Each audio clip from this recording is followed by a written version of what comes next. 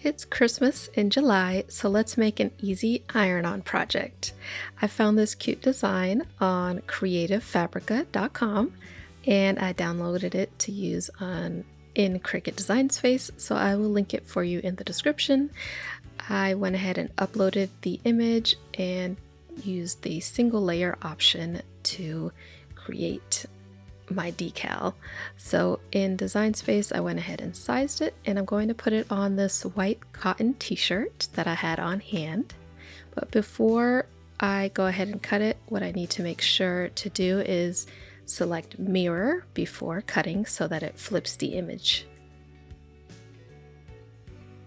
And on the cutting mat, we're going to apply the iron-on vinyl shiny side down onto the mat, and this will cut the image in reverse.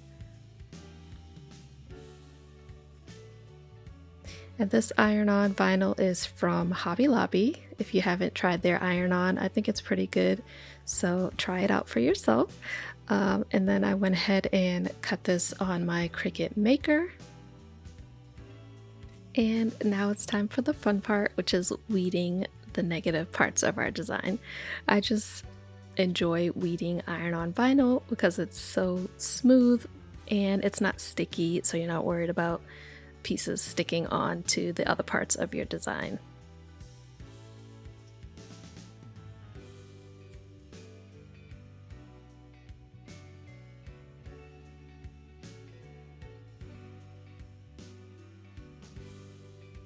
So one thing I like to do is find the center of my iron-on and just crease at the top and bottom to be able to line it up with whatever surface I'm pressing on.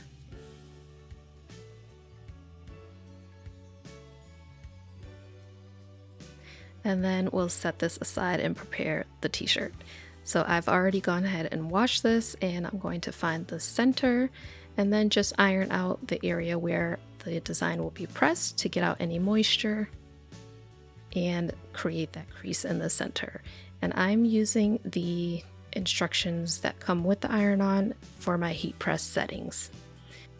So I've centered my t-shirt on my heat press mat, and I'm just using a lint roller to get off any excess lint or any pieces I can't see on the t-shirt, and then I will center my design where I want it.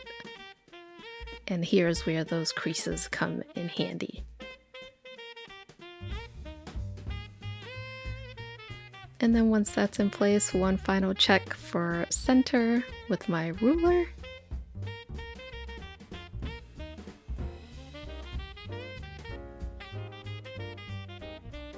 And then I'll use my Teflon sheet, which is optional, but I like to use it between the design and the heat press, and then I will press this in sections because the design is bigger than my heat press.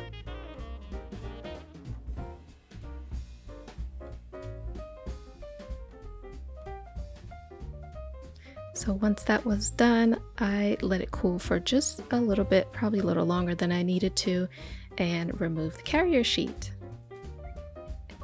And that is my Christmas spirit t-shirt.